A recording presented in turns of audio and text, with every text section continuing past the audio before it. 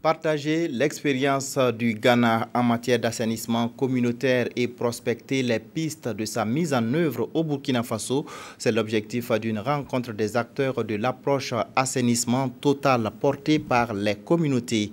La rencontre s'est tenue hier à Ouagadougou sous l'égide du programme USAID WAWATCH. Le point avec David Bambara et Abdelaziz Yagibou.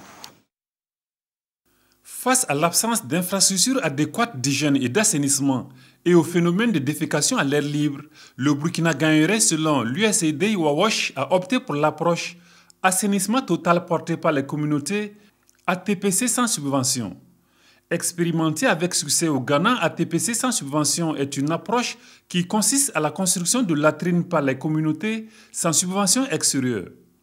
À cet atelier de Ouagadougou, il est question pour les acteurs chargés de la mise en œuvre du programme USAID WAWATCH qui sont allés s'imprégner de l'expérience ghanéenne de partager les leçons apprises sur le terrain.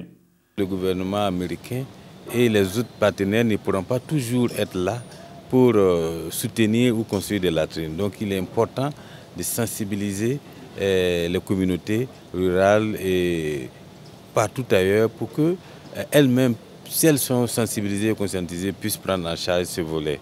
Et ce matin, nous faisons un atelier de restitution parce que ce sont des expériences qui ont été menées au nord Ghana et nous tenons à ce que ces expériences-là soient partagées.